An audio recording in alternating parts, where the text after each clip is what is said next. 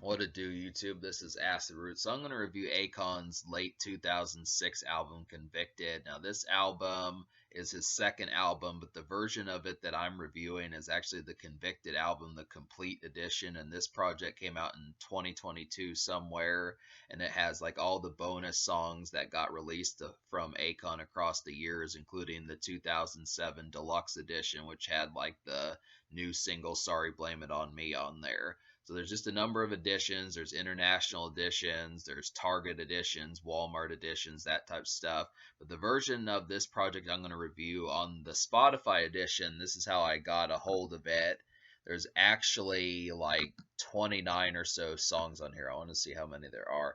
27 songs, but a lot of these are just remixes and AOL sessions and that type of stuff. But to me, the songs that are not remixes or anything like that stacks to about 18 songs. So I'm going to review this album underneath the 18 song format with the final song being Still Alone, which is song number 18. So that's kind of the concept, but this had a large promotional cycle. Akon was definitely popular throughout mid 2006 to about the spring of 2008. So he lasted for quite a while with the promotional cycle of this project. It had some big names on here: Snoop Dogg, Eminem, Styles P from Locked Up days. Akon's hit single Locked Up is on here again. There's just a lot of good stuff on here. And this is kind of, I feel like this is prime form Akon just because I look after it. I feel like this is prime form Akon just because I look after it. These were the sort of songs that this is pretty hip hop affiliated. I feel like this one is kind of more rap oriented, where Trouble was kind of more like tropical and kind of had more of like a reggaeton type feeling. It wasn't quite wholesomely hip hop. And then Freedom from 2008 was a lot more Euro pop and that type of stuff. But this is kind of the one that's more R&B and hip hop type flavored. I definitely like the Eminem feature on here. Definitely like the Snoop Dogg feature. And there's just a lot of overall good club cuts on here that give this project a lot of vitality and that type stuff. Definitely has a nice promotional type thing, and I'm gonna have to get into this more so you know what I'm talking about. But I do feel like it's pretty stylish. Definitely, probably one of the central R&B albums from the 2000s. I feel like or not Akon, but I feel like T-Pain. I feel like T-Pain had a pretty strong debut around the mid late 2000s, but this is definitely one that has a strong emphasis, and it's probably one of the better R&B albums from the 2000s, most definitely. The promotion cycle is really large, and I don't know if I said this, but this was like the second most popular album of 2007 in the United States in terms of sales. Went on to go 3 times platinum, which back in the mid late 2000s, album sales were kind of going down just because of like digital downloading and that type of stuff. So it's just kind of interesting just to be able to say that this was a pretty popular highlight. Definitely a highlight from 2007. When you think of 2007, you think a lot of times of Akon just because he had so many hits around this time, and he was just kind of a central figure that wasn't entirely hip hop but had a pretty large affiliation to where he was a next door neighbor, or like if the Eminem and Snoop Dogg albums and Dr. Dre albums were kind of getting flat because you listened to them thousands of times, this was a good guy to look up. So that's just kind of the concept, and that's easily kind of seen. So to talk about some of the singles on this project, there were actually 6 of them. So I'm going to go through all 6 of these so you know what I'm talking about here. So the first single was Smack That with Eminem. This is a really rock solid club bop, and this one is perfect for like a strip club, regular club. Just plenty of nightlife kind of settings. The music video is pretty lit. Akon and Eminem look pretty fresh in there, and they just have an overall good time. And this is the sort of song that I definitely wish Eminem would make more of nowadays. And this is also a song that I wish Akon would come back and do, because this was just perfect timing. Just a real kind of night oriented song that had a lot of vivacious and vivid kind of feeling towards it. Just a real central song. I want to say that this song at least hit number 2 on the Billboard 100. I don't remember if it hit number 1, but it was definitely a pretty top quality single, and it was just an R&B staple. That's the whole concept about it. Is this is not really a rap song, but this is one of those songs that an R&B artist features a rapper on, and it might as well be a rap song. I just feel like Eminem and Akon's chemistry really shines through on here, and it's just too bad we never got another song like this. But it is a highlight, right down to the addictive chorus, the bouncy kind of beat, the great Eminem verse and the kind of melodic singing of Akon in verse 1 and verse 3. So that's just kind of the concept as is this a great package of a song, great length, and just overall outstanding things about it. The second single is I Want to Love You, and this has Snoop Dogg on there, and this is another club highlight. This one's not quite as bouncy as Smack That, but it definitely has a lot more of like a kind of romanticized kind of feeling. Even if it's kind of straightforward and blunt, I still feel like the concept behind it is a pretty powerful kind of romanticized kind of song and such. That's just kind of the concept. This kind of was originally a Snoop Dogg song. This was kind of originally, it seemed like more of a Snoop Dogg song, as you can find this on his Blue Carpet Treatment album, but it is kind of an Akon song at that. So it's just kind of, it's a halfway where it's half theirs, but I do like this song quite a bit. And it's just a classic kind of vintage R&B. This is the song that hit #1 on the Billboard. So this was, 2 for Akon in terms of getting those highlights on here. And Snoop Dogg and Akon have some pretty good chemistry. They have some good highlights. I want to say that they actually had a few more hits. Akon actually teamed up with Snoop Dogg a couple more times. But I kind of feel like this one is just like a real kind of this is kind of where the night starts to slow down a bit. It's not quite as quick tempo and as bouncy as Smack That, but it's definitely kind of one where where the drinks start pouring and you start to feel it, and it's just a little bit more where you're starting to notice the woman twerking and that type stuff, or some of those type moments where it's just kind of getting in more, further intimate, just to the sense where it's not quite as platonic and stuff. So I just think that's kind of the concept. So just a nice kind of bop there. Don't Matter is the third single, and this is definitely a netted up kind of relationship song for getting through the times. Definitely feels like a winter song, and this has a nice overall kind of vibe about it. Just perfect for like Valentine's Day and some of these more times. Just kind of this is a kind of empowering kind of relationship song in that sort of sense, and it just kind of works as that sort of bop. It hit #1, so this is actually a ballad. It's not a ballad, but it's just like a mid-tempo kind of real kind of romanticized song. It's a romantic song. It's not really a club song, not really a strip club song either. It's just kind of a powerful blue collar. This is definitely it's too bad that Akon didn't get further popularity past like this album and Freedom, just because this is the sort of song, if he could have made more songs like Don't Matter, I definitely think he would have lasted longer, because this was a song that was played on the radio a lot. Like Smack That kind of was, but not as much as Don't Matter. This is like the one that the blue collar radio kind of picked up, and like job music and work and that type of stuff. This regular kind of workaday kind of environments would pick up this song more so than Smack That or I Want to Fuck You, which was the explicit version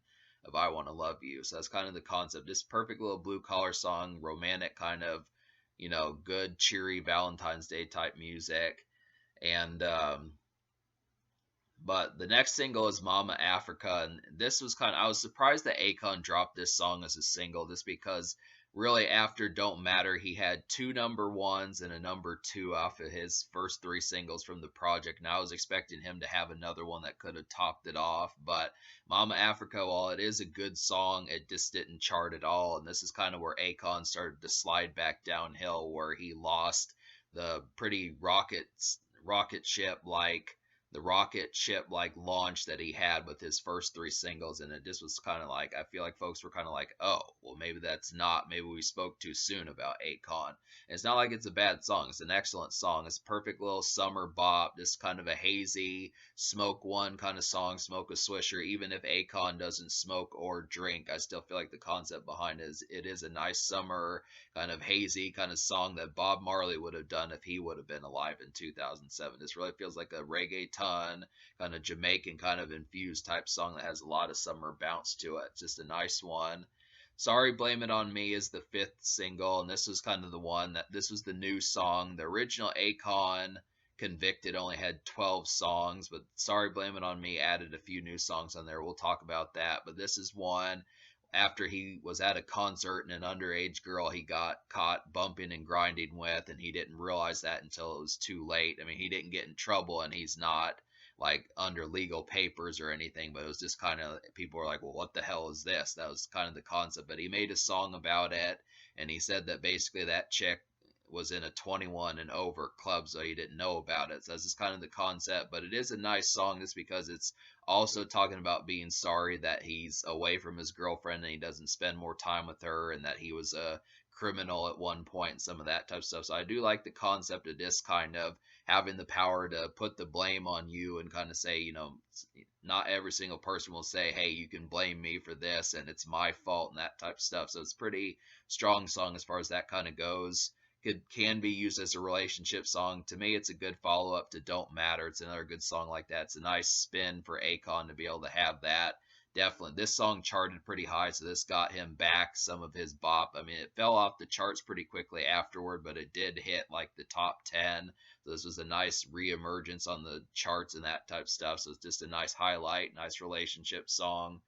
Then the sixth single was I Can't Wait, and this came out way out in 2008, and this was what wrapped up the promotion of the project. And I just would have to say, on Wikipedia, this song says that it features T-Pain on here, and I can kind of hear him kind of in the chorus and doing like background vocals and stuff. But I kind of look after it.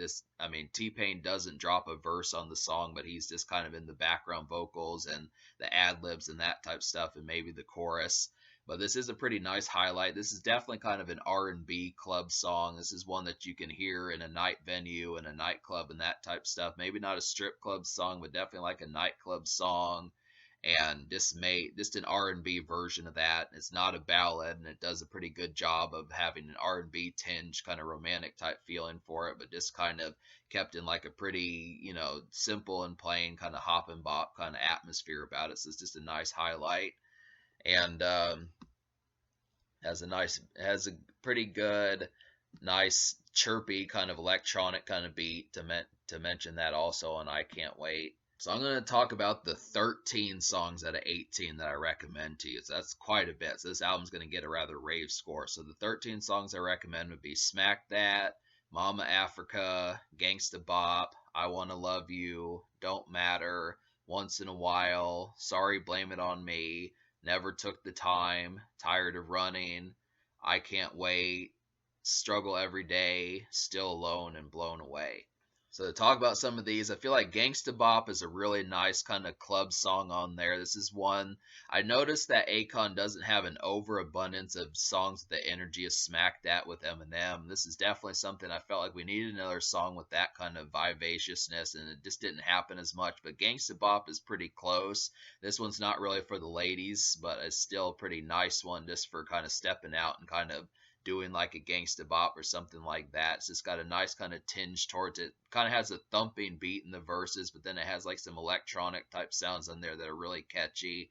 And then of course Akon's melodies on the song are great. Akon has some pretty terrific melodies on this album. He's pretty easy to sing along with just because he really puts emphasis on these catchy melodies that are just really kind of infectious.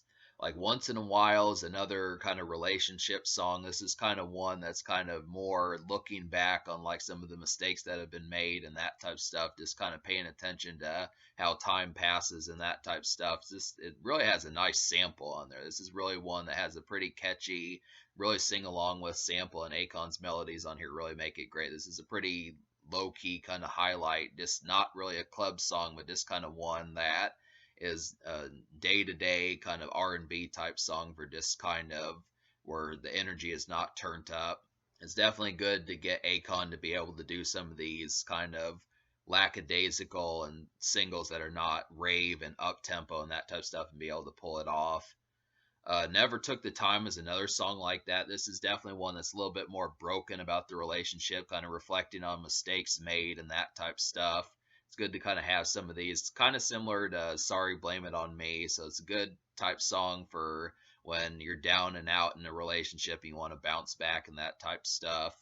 Tired of Running is a nice club song on here. This one's really kind of hazy and just mid down tempo, really kind of sluggish kind of pace on here, but it just has a nice kind of bewildered kind of theme about it, where Akon talks about getting tired of the gangsta life and that type stuff. This has a real kind of highlighted type feel towards it, but the singing is especially good on here. I definitely feel like it's just good. I mean, even if you don't pay attention as much to the beat, which is just kind of malaised and kind of like depressed, I still feel like it's a pretty good song just because of Akon singing alone.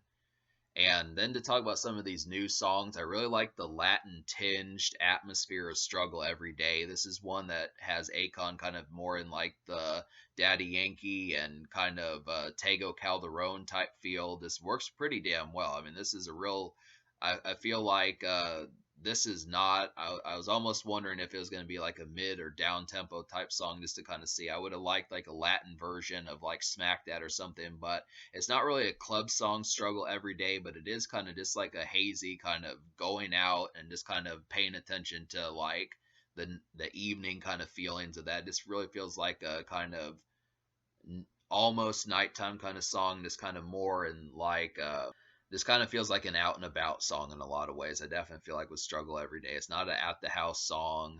Still Alone is I really like this one. I've never heard this song before. I mean, prior to today, I had never heard Still Alone, didn't even know where that song came from, but this one is a real so yeah, Still Alone has a really kind of slinky, kind of pretty rickety kind of beat on here. I definitely feel like this one has a nice arrangement. Probably one of the oddest beats on this whole project. Definitely different from the whole original package of the 12 song Convicted album or even the Platinum edition with Sorry Blame It On Me on there. It's kind of a different one that sounds a lot more rap oriented, sounds a lot more like a rap song. I can definitely see this being played in a strip club or a regular club. Definitely one that's up there with Smack That, Gangsta Bop, and I Wanna Love You. Some of that night out kind of sense. Akon did need a few more songs like this, but I'm not complaining just because most of the album is pretty bomb and fire, so it just kind of kicks ass anyway, so it's good to get these.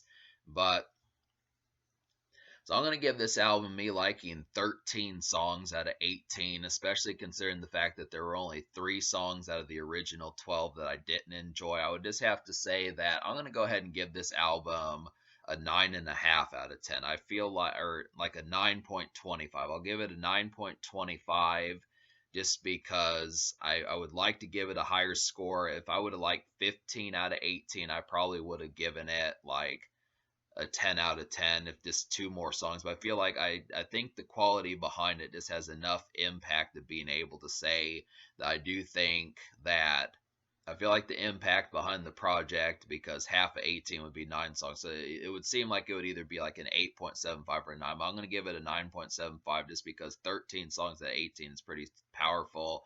I liked all the singles. I liked a lot of the moments on here, and this is overall good. To really only talk about the songs that fell flat, which is just kind of like Gringo and Fair to You are just not good examples. I mean, for the most part, it's just the bonus songs that really had the most. I didn't really like Rush either. I mean, I feel like Rush is a good song, but the concept behind it is I don't know of too many instances to where I would actively kind of listen to it. I do like the chorus on there.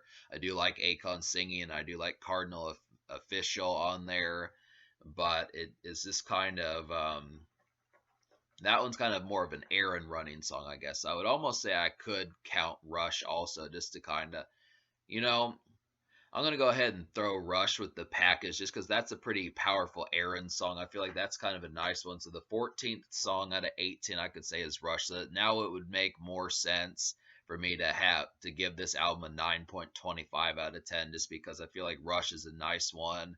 But to talk about the other ones, I just felt like Fair to You and Gringo were kind of flat bonus songs that didn't really add much to the package. I mean, some of these beats, I feel like Akon put more concision into like the standard package of Convicted. Like definitely doesn't have like the summery breeziness of Mama Africa. Doesn't have like the nice R&B club feel of I Can't Wait. Doesn't have the nice gangsta kind of club feel, gangsta bops. There's just a lot of these that just don't really feel like. I mean, I feel like songs like Gringo and Fair to You feel more like throwaways more so than anything else. And then to talk about the other 2 songs I didn't like, I've I I've heard Shakedown in the past. I just have never liked the I've heard Shakedown in the past. I've just never liked the beat on Shakedown. It's just always been one that's kind of irked me and was just never a really good one. And then I just didn't like Rain. That one was kind of the closest thing to a ballad on the album. I mean, I like the topic of I didn't like the emphasis of the Rain song. That one was just kind of more of like a ballad. It's probably the slowest and kind of most sluggish and pretty much the closest song to the biggest dud on the project out of the standard edition. I just feel like that one had the least amount of effectualness and energy. It's just kind of a gloomy kind of song, but it just didn't pull off the kind of moodiness very well. I think that's just kind of the context about it. But Akon handles his energy well. There's a lot of highlights on here. He steps out more often than I would have expected. I guess I forgot to talk. I don't know if I talked about Blown Away, but this is a pretty powerful highlight also. I think I forgot to talk about it, but that's Styles P is on the song and kicks a lot of ass on there, and this is like a real rickety kind of up tempo, kind of quick type song that's kind of similar to Smack That, but just not as dance oriented. This has a nice quick pace and is a pretty immediate highlight. I mean, I feel like this one's more of a thuggish type song and it doesn't really have like the commercial potential, but it is a nice one. So just to talk about some of those, but yeah, there's just a lot of festive kind of moments on here, stepping out, summer moments, nice R&B relationship type moments, this kind of that kind of stuff in that sort of sense. So it just has an overall strong feeling as far as that encouragement kind of goes. So 9.25 out of 10. The social score I'll give a 10 out of 10 just because there's so many highlights on here, especially if you get the complete edition, which is the edition I'd recommend just because it has all the bonus songs. So you don't have to get the Convicted deluxe edition with Sorry Blame It On Me, and then you don't have to get the Walmart and the Target edition and the international editions and all that. Just get, I mean, now that it's past 2022, you can get the complete edition. Just get all 18 of the songs plus the AOL remixes and that type of stuff if you want that stuff. But that just kind of happens to be the context for it. So 10 social, plenty of stepping out moments, Blown Away, Smack That, I Want to Love You, I Can't Wait, Gangsta Bop, Sorry, or Tired of Running, Don't Matter is a nice relationship song. Never Took the Time's a nice relationship song. So just those type moments is just pretty stand out and just distinct and definitely like a primary R&B album that's just an overall central highlight for 2000s R&B and stuff. So I would definitely say that.